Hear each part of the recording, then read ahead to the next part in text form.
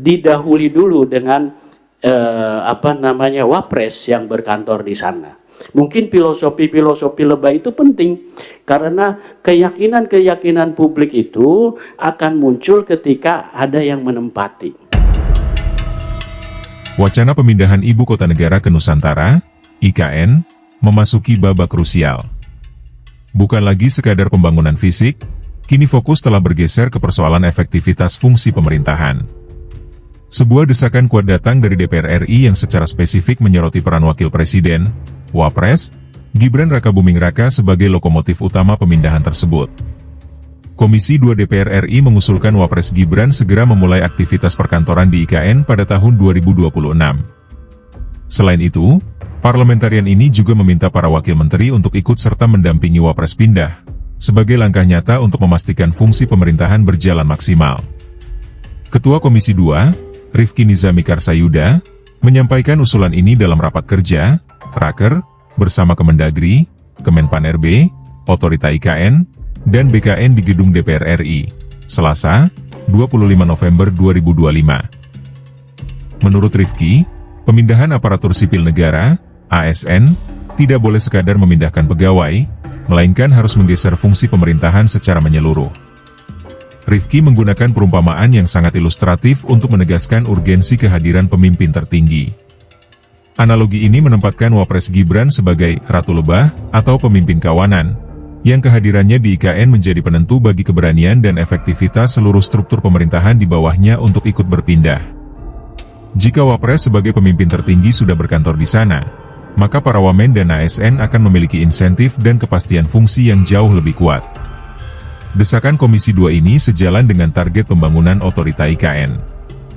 Kepala Otorita IKN, Basuki Hadi Mulyono, sebelumnya telah mengonfirmasi bahwa progres fisik istana dan kantor Wapres sudah mencapai 76% per Oktober 2025 dan ditargetkan tuntas pada Desember 2025. Terima kasih Pak Wamendagri.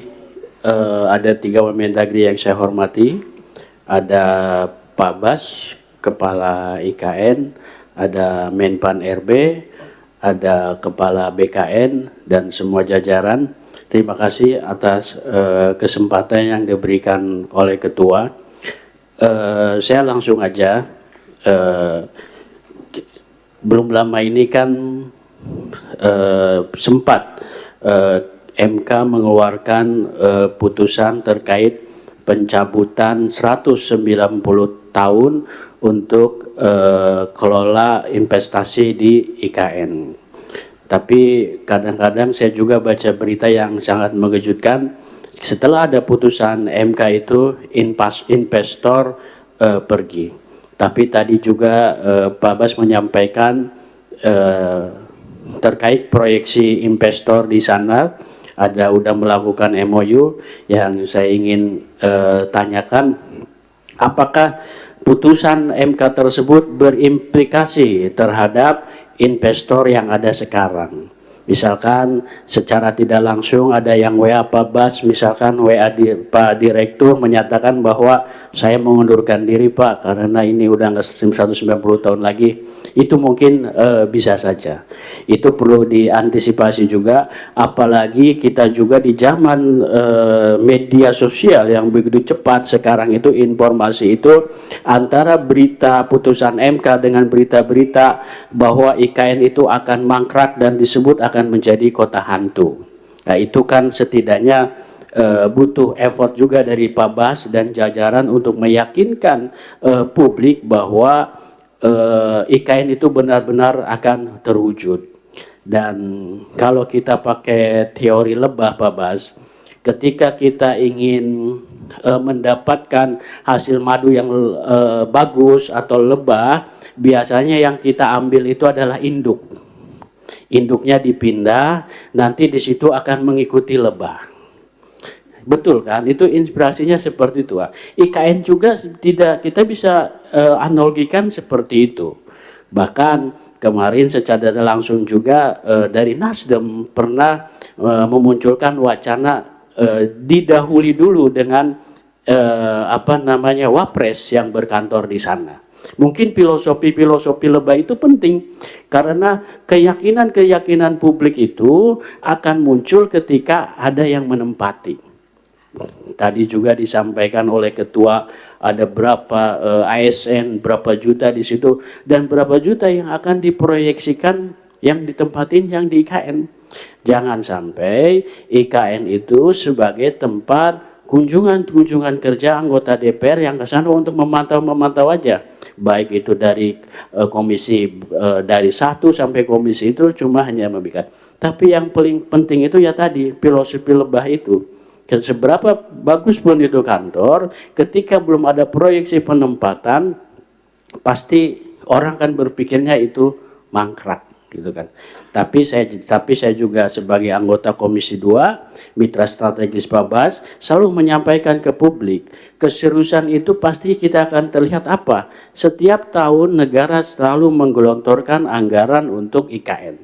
Ya, makanya ketika negara menggelontorkan ke IKN untuk tahun 2006 aja udah 6 triliun, artinya keseriusan dari pemerintah atau negara terhadap keberlangsungan IKN itu tetap ada. Tetapi kan publik itu butuh kepastian kapan itu untuk ditempati, kan seperti itu.